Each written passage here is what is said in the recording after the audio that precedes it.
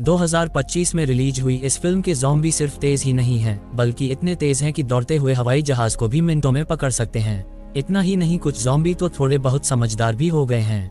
वो अपनी सूंघने की शक्ति से हजारों मील दूर दुश्मन को ढूंढ सकते हैं और इंसानों के बनाए मजबूत किले को भी तोड़ सकते हैं। अब ज्यादा बातें नहीं करते, चलिए फिल्म शुरू करते हैं। एक छोटा लड़का घर पर कार्टून देख रहा होता है कि अचानक टीवी का सिग्नल चला जाता है और स्क्रीन पर एक जरूरी खबर आने लगती है। खबर में बताया जाता है कि दुनिया भर में एक अनजान वायरस फैल गया है, जिससे संक्रमित लोग कुछ मिनटों के अंदर भयानक ज़ॉम्बी जैसे बन जाते हैं। ये वायरस बहुत तेजी से फैलता है और कई शहर तबाह हो चुके हैं। लड़का ये सब ध्यान से देख रहा होता है कि अचानक ऊपर के कमरे से आवाज आती है। वह डरते डरते ऊपर जाकर देखता है तो पता चलता है कि ये उसकी बड़ी बहन का मजाक था। तभी उनके पिता का वीडियो कॉल आता है, जो बाहर ड्यूटी पर हैं। वो अपनी पत्नी और बच्चों को शहर से दूर अपने रिश्तेदारों के घर जाने के लिए कह रहे हैं, क्योंकि इस शहर में भी ज़ॉम्बी वायरस फैल गया था। छोटी लड़की एबी अपने पिता के हाथ में अपना बनाया हुआ लकी ब्रेसलेट देखकर मुस्कुराती है। उधर माँ ने सामान पैक कर लिया है। बाहर से लगातार चीखने की आवाजें आ रही हैं, इसलिए वह एक पल भी बर्बाद नहीं करती और अपने दोनों बच्चों को लेकर घर से बाहर निकल जाती है। जैसे ही वे कार में बैठने वाले होते हैं, अचानक एक ज़ॉम्बी माँ को पकड़ लेता है। एबी तुरंत कार के नीचे छिप जाती है और अपनी आंखों से अपने छोटे भाई को ज़ॉम्बी के हाथों मरते हुए देखती है। छोटी लड़की डर से कांप रही होती है और तभी देखती है कि उसकी माँ भी एक बेजान ज़ॉम्बी बन चुकी है और उसकी तरफ बढ़ रही है। ठीक उसी वक्त कुछ गोलियों की आवाज आती है और एक अंकल फरिश्ते की तरह आकर एबी को बचा लेते हैं। बाद में वह लड़की को कान बंद करने के लिए कहते हैं और उसके ज़ॉम्बी बन चुके छोटे भाई को भी गोली मार देते हैं। अब इसके बाद 10 साल बीत चुके हैं और ज़ॉम्बी वायरस के कारण इंसानी सभ्यता पूरी तरह से बर्बाद हो चुकी है। कभी शानदार दिखने वाले शहर अब खंडहर बन चुके हैं। छोटी लड़की एबी अब बड़ी हो गई है और अंकल कैशियस ने ट्रेन करके उसे एक जंगल की योद्धा बना दिया है। इतने सालों तक जंगल में रहने के कारण एबी को लोगों के साथ रहने की बहुत इच्छा है। उसकी सबसे बड़ी ख्वाहिश है कि उसे कोई इंसानी बस्ती मिल जाए जहां वह रह सके। हालांकि कैशियस के लिए सबसे अच्छी जगह एक ऐसा सुनसान द्वीप है जो जमीन से दूर हो। तभी रात के अंधेरे में कैशियस बाहर लगे अलार्म की आवाज से जाग जाता है। वह सावधानी से अपने तंबू से बाहर निकलकर देखता है तो अंधेरे से एक ज़ॉम्बी उस पर हमला कर देता है, लेकिन कैशियस लगातार गोलियां चलाकर उसे मार देता है। दोनों बहुत उदास हैं क्योंकि ज़ॉम्बी झुंड में रहना पसंद करते हैं और आसपास जरूर और भी ज़ॉम्बीज होंगे। इसलिए सुबह होने से पहले ही वे अपना सामान पैक करके वहां से निकलने की तैयारी करते हैं। तभी रास्ते में उनके घोड़े हिनहिनाने लगते हैं। कैशियस समझ जाता है कि खतरा नजदीक है। दोनों चारों तरफ देखते हैं तो दूर एक जीप ज़ॉम्बी से घिरी हुई दिखाई देती है। कैशियस पहले तो ध्यान नहीं देना चाहता, लेकिन एबी बिना कुछ कहे गोली चला देती है, इसलिए मजबूरी में उन्हें बाकी ज़ॉम्बी को भी मारना पड़ता है। फिर दोनों जब जीप के पास जाते हैं और वहां से जरूरी सामान लेने लगते हैं। कैशियस मरे हुए आदमी के जूते ले लेता है और जैसे ही वो उन्हें पहनता है, उसे कार के अंदर से वॉकी टॉकी की आवाज सुनाई देती है। पता चलता है कि मरे हुए लोगों के और भी साथी हैं। कैशियस तुरंत वहां से निकलना चाहता है, लेकिन अगले ही पल कुछ एसयूवी गाड़ियां तेजी से आती हैं और बहुत सारे हथियारबंद लोग उन्हें घेर लेते हैं। कुछ लोग कैशियस के उतारे हुए जूते ढूंढ निकालते हैं, जिससे उन्हें लगता है कि इन्होंने ही इनके साथियों को मारा है। जब दोनों तरफ तनाव बढ़ रहा होता है, तभी एक गर्भवती महिला कार से उतरती है और अपने साथियों से एबी और कैशियस को छोड़ने के लिए कहती है। तभी काला घोड़ा फिर से चेतावनी देता है और अगले ही पल दूर जंगल से दहाड़ने की आवाज आती है। बहुत सारे ज़ॉम्बी बाढ़ की तरह चारों तरफ से घाटी की दीवारों की तरफ बढ़ने लगते हैं। लोगों के पास भागने का वक्त नहीं होता, इसलिए वे हथियार निकालकर वहीं मुकाबला करते हैं। एक महिला ज़ॉम्बी में सोचने की शक्ति थी और वो अपने साथियों को लड़ते हुए देख रही थी। बचे हुए लोगों के पास छिपने की कोई जगह नहीं होती और जल्द ही उनकी संख्या कम होने लगती है।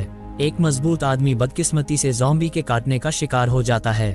वह खुद को गोली मारना चाहता है, लेकिन गोलियां खत्म हो जाती है। तभी एबी गर्भवती महिला को पकड़कर जीप में बैठाती है। कैशियस लड़ते हुए पीछे हटता है और उस समझदार महिला ज़ॉम्बी को मार देता है। फिर वह तेजी से गाड़ी चलाकर ज़ॉम्बी के झुंड से बाहर निकल जाता है। एक काले चेहरे वाला ज़ॉम्बी उस मरी हुई महिला ज़ॉम्बी को देखकर ऐसे दहाड़ता है कि जैसे उसकी पत्नी मर गई हो।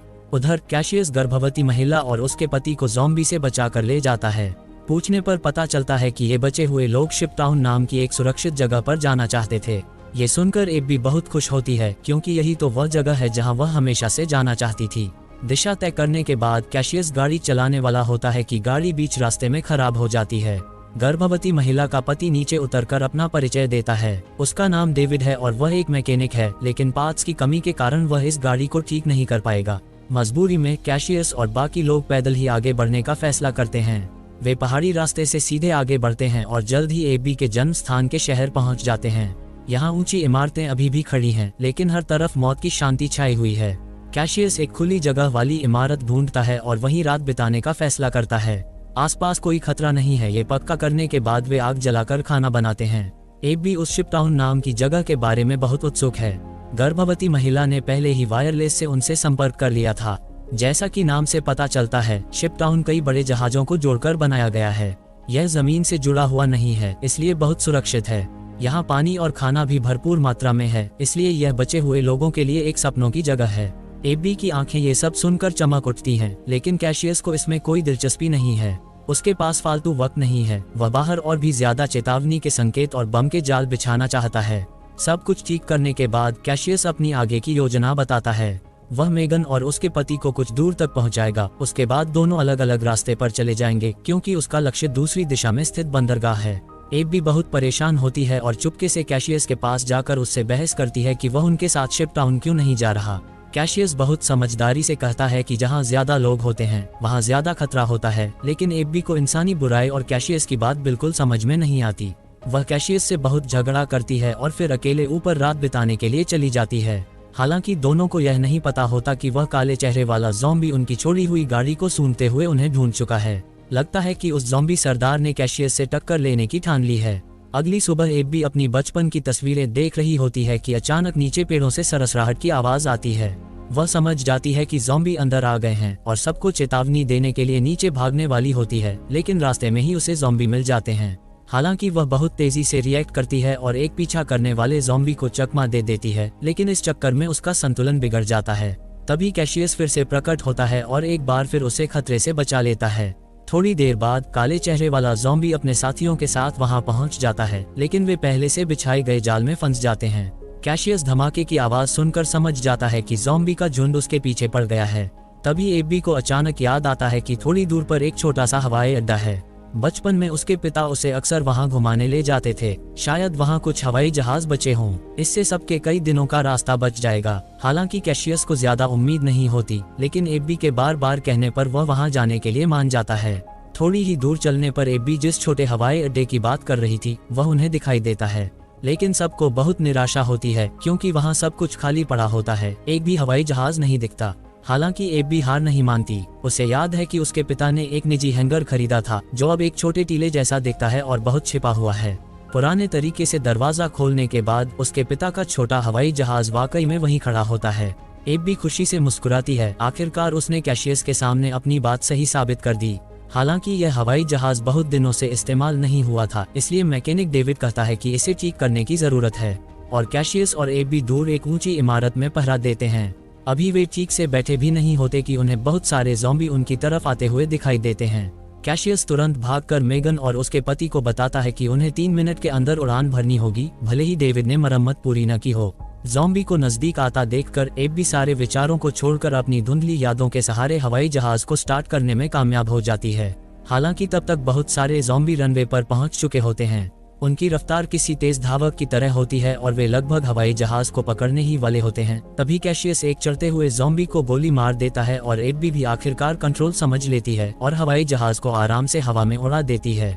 काले चेहरे वाला ज़ॉम्बी राजा आसमान की तरफ देखता है और उसकी आंखों में कई तरह के भाव होते हैं। हवाई जहाज में बैठे सभी लोग बहुत खुश हैं क्योंकि वे जल्द ही सीधे शिपटाउन पहुंच जाएंगे। लेकिन अगले ही पल हवाई जहाज के पिछले हिस्से से धुआं निकलने लगता है और फिर वह सीधा जमीन पर गिरने लगता है। शुक्र है कि वे काफी भाग्यशाली हैं। हवाई जहाज ज्यादा ऊंचाई पर नहीं था और कई बार टकराने के कारण उसकी गति धीमी हो गई थी। चारों लोगों को सिर्फ हल्की चोटें आती हैं, लेकिन हवाई जहाज अब इस्तेमाल करने लायक नहीं बचा था। उन्हें पैदल ही आगे बढ़ना होगा। चलते चलते वे एक सुनसान रेलवे स्टेशन पर पहुंचते हैं। आसपास कोई ज़ॉम्बी नहीं है। ये पक्का करने के बाद कैशियस वहीं रात बिताने का फैसला करता है। बंदरगाह और शिपटाउन पहाड़ के दूसरी तरफ हैं। वे चारों कुछ दूर तक साथ चल सकते हैं। अपनी गर्भवती पत्नी को देखने के बाद डेविड अकेले एक डिब्बे में चला जाता है। वह अपनी पैंट की टांग ऊपर करता है और एक भयानक निशान दिखाता है। दरअसल उसे कुछ दिन पहले ज़ॉम्बी ने काट लिया था। डेविड जानता है कि वह जल्द ही ज़ॉम्बी बन जाएगा, इसलिए खुद को गोली मारना चाहता है, लेकिन अपनी होने वाली पत्नी के बारे में सोचकर वह ये विचार छोड़ देता है। अगली सुबह कैशियस को डेविड में कुछ अजीब लगता है। वह मौका देखकर उसकी पैंट की टांग ऊपर करता है और ज़ॉम्बी के काटने का निशान देख लेता है। हालांकि आगे चल रही एबी उसे जल्दी करने के लिए कह रही होती है, इसलिए वह डेविड को वहीं मारने का इरादा छोड़ देता है। चलते चलते रात हो जाती है और आगे उन्हें अचानक एक फार्म हाउस दिखाई देता है।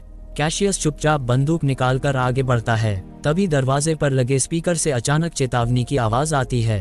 अंदर किसी के होने की पुष्टि होने पर एबी शांति से आगे बढ़कर कहती है कि उसकी कोई बुरी मंशा नहीं है। उन्हें पता चलता है कि उनके साथ एक गर्भवती महिला है तो घर के मालिक का शक दूर हो जाता है।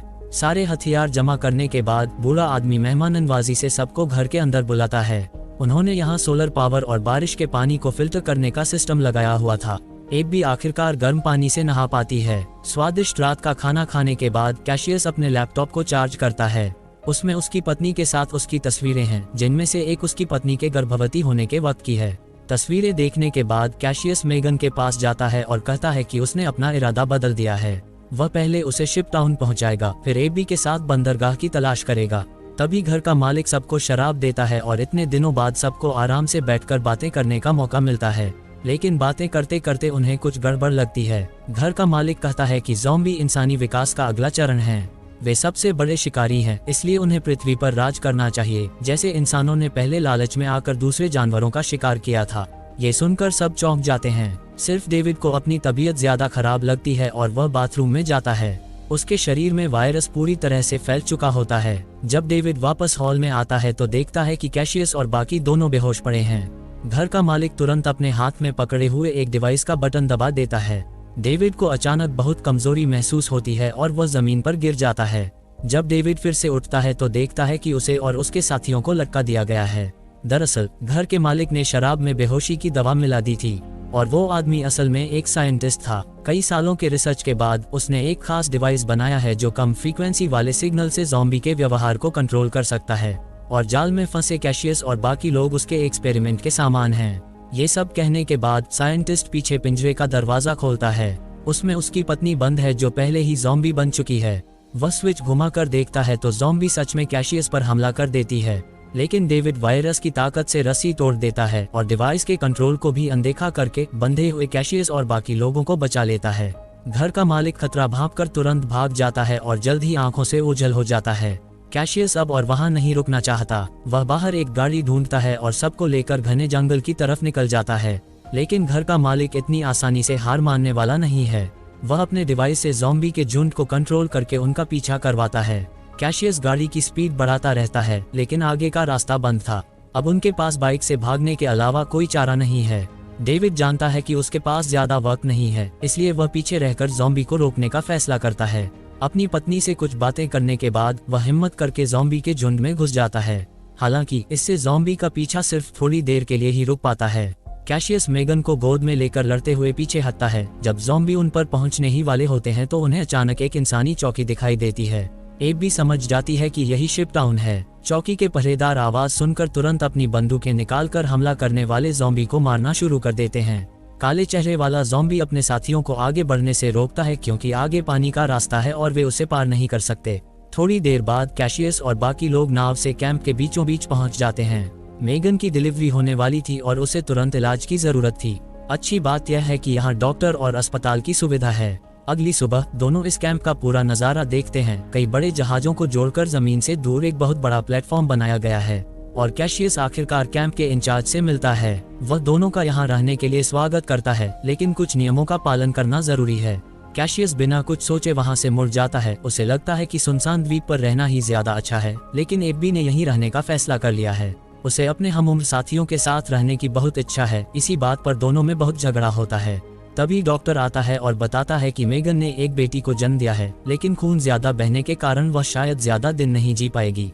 कैशियस का मन उदास हो जाता है और वह तुरंत अस्पताल के कमरे में भागता है। मेगन बहुत कमजोर हो चुकी है और वह अपनी नवजात बेटी को कैशियस को सौंपना चाहती है और चाहती है कि वह भी एब्बी की तरह बड़ी हो। कैशियस अपनी मरी हुई पत्नी के बारे में सोचकर आखिरकार मेगन की बात मान लेता है। वह जानता है कि अब उसके कंधों पर एक और जिम्मेदारी आ गई है।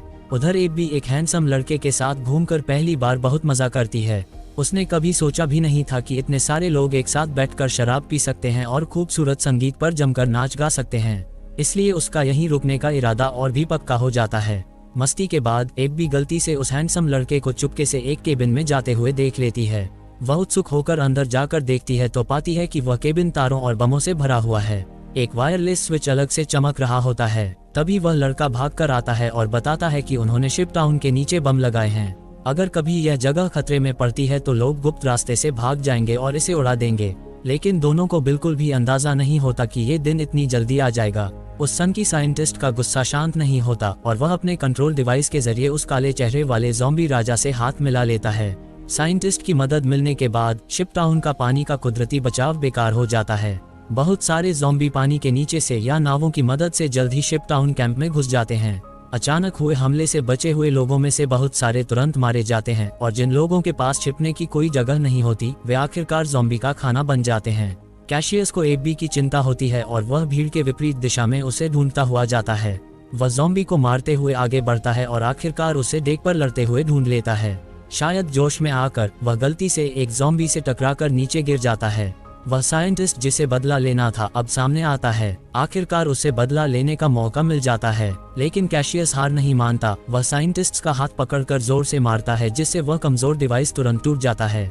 ज़ॉम्बी को कंट्रोल करने की ताकत खत्म होने के बाद बेचारा बुरा साइंटिस्ट जल्द ही ज़ॉम्बी का शिकार बन जाता है। अच्छी बात यह थी कि इस कैंप में पहले से ही भागने का रास्ता बना हुआ था। बहुत सारे बचे हुए लोग सुरंग के रास्ते नदी के दूसरे किनारे पर पहुंच जाते हैं। जब वे बम चालू करने वाले होते हैं तो वह हैंडसम लड़का कहता है कि रुको, क्योंकि एबी अभी भी नाव पर है। कैशियस भागते वक्त एक चप्पू से ज़ॉम्बी राजा को मार देता है।